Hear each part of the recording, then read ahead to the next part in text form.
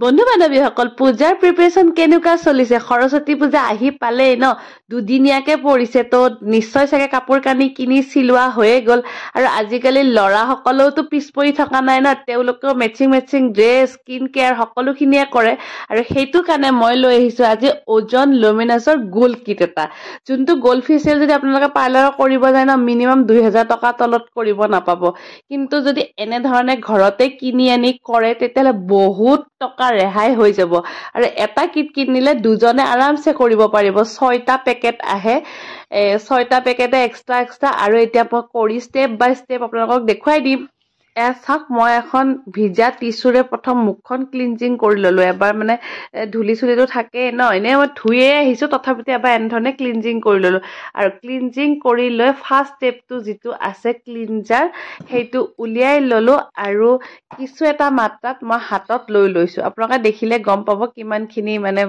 এয়া কৰিছো এটা পেকেটত দুজন মানুহে ধুনীয়াকে কৰিব পাৰি খালি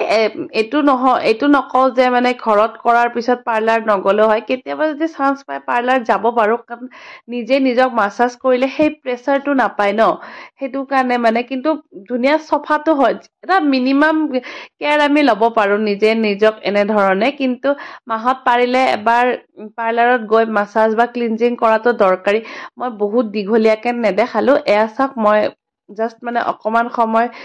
5 মিনিটমান সময় মাছাজ কৰিছো কৰি মই মানে ক্ৰীমটো মুছিছো নেক্সট ষ্টেপটো লৈছো এয়া স্ক্ৰাবাৰ আৰু স্ক্ৰাবাৰটো সেম প্ৰসেস হয় আমি যিমান সময় ক্লিনজিং কৰিম সিমান সময় স্ক্ৰাবিং কৰিব নালাগে কিহৰ কাৰণে স্ক্ৰাবিং কৰিলে বহুত বেছি সময় যদি স্ক্ৰাবিং কৰো তেতিয়াহ'লে স্কিনত এটা ক্ৰেছ পৰাৰ নিচিনা হৈ যায় মানে পিছত গম পোৱা যায়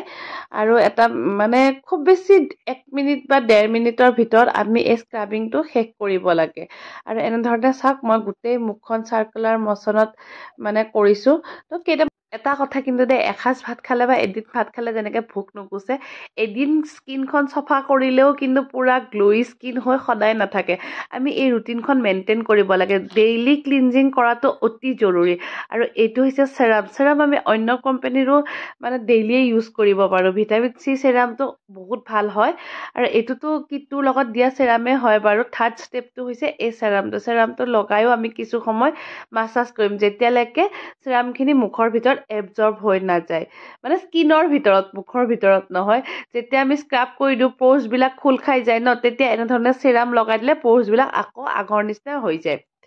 আৰু এয়া সেৰামো লগালো মই 3 মিনিটমান মাছাজ কৰিছো কিন্তু ভিডিঅ'টো বহুত দীঘলীয়া হৈ যাব কাৰণে মই মাছাজবোৰ কমকৈ দেখাইছো আৰু এয়া চাওক স্কিনখন গমেই পাইছে আগতকৈ কেনেকুৱা গ্লোই এটা আহিয়ে গৈছে তো তাৰ পিছত আহিছে 4th নম্বৰ ষ্টেপ যিটো হৈছে মাছাজ ক্ৰীম আৰু এই মাছাজ ক্ৰীমটো লৈ কিনে নিজকে বহুত ধুনীয়াকে মাছাজ কৰিব লাগে অল মানে ষ্টেপ বিলাক ফলো কৰি কিনে ধুনীয়াকে আৰু যেতিয়াই আপোনালোকে মাছাজ কৰিব এটা কথা ধ্যান ৰাখিব যে স্কিনখন তললে নহয় সদায় ওপৰলে মাছাজ কৰিব চাৰ্কুলাৰ মোচন হলেও ওপৰলে চকুৰ হলেও ওপৰলে এই এনেকে দেখিছে নহয় এনেকে ওপৰলৈকেহে মানে পুছ কৰিব স্কিনখন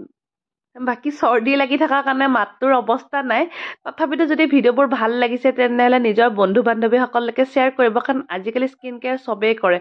অকল যে ছোৱালীয়ে কৰিব লাগে তেনেকুৱা নহয় ল'ৰা মানুহৰো স্কিন আছে তেওঁলোকেও কৰিব লাগে হয় নে নহয় আৰু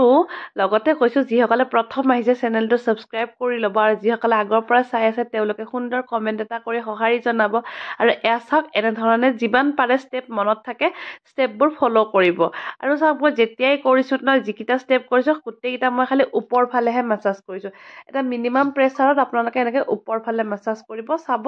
কেনেকুৱা এটা গ্লো আহি যাব এনেধৰণে আমি ৰেগুলাৰ যদি নিজে মাছাজ কৰো তেতিয়াও কথা নাই আৰু যদি কোনোবা কৰি দিয়া মানুহ থাকে সেইটোতো বহুতেই ভাল ন বেলেগে কৰি দিলে বেছি ভাল হৈ যায় আৰু এতিয়া হৈছে 5th ষ্টেপটো এইটো হৈছে এটা পেক